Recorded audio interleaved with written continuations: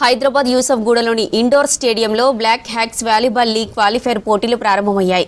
ఈ పోటీలలో 32 బాలరు 24 బాలికల జట్లు పాల్గొన్నాయి.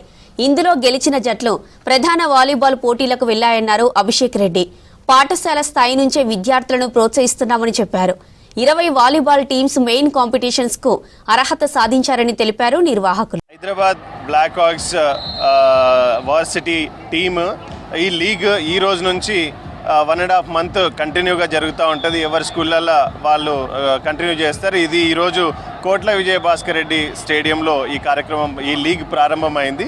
దీనికి 56 టీములు 36 స్కూళ్ళు దాదాపుగా 1000 మంది విద్యార్థులు దీంట్లో పార్టిసిపేట్ చేస్తూ ఉన్నారు. పార్టిసిపెంట్స్ కూడా ఉన్నారు. ఇది ఏంటంటే వాలీబాల్ టోర్నమెంట్. మనకు గేమ్స్లో సహజంగా మన దగ్గర అంతా కూడా క్రికెట్ అనే మత్తులోకి వెళ్ళిపోతున్నారు.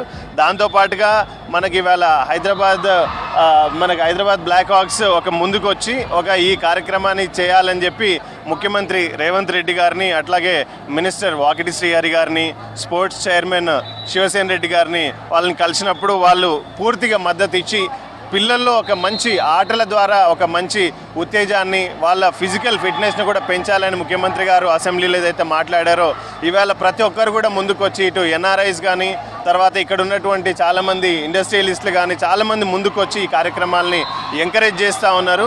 నేను కూడా బ్లాక్ హాక్స్ని తర్వాత మిత్రుడు అభిషేక్ రెడ్డి గారిని అభినందిస్తూ ఉన్నాను ఇంత మంచి కార్యక్రమాన్ని చేస్తున్నందుకు.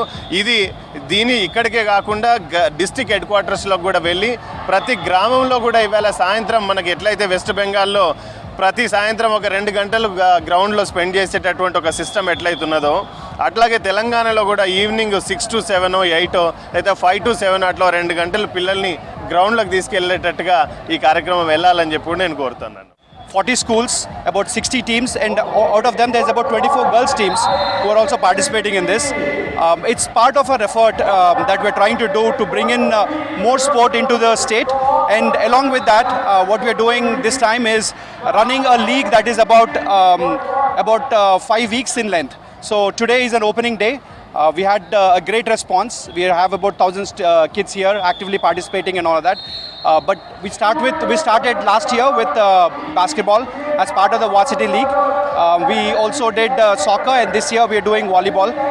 This is running under the aegis of the Hyderabad Black Hawks, but along with that we're also under the umbrella of the Prime Volleyball League. We're getting the league into the city. We are getting this in October 2nd. We have a great event happening in this city. This is going to be happening for about 20 days. There's going to be teams from across the country.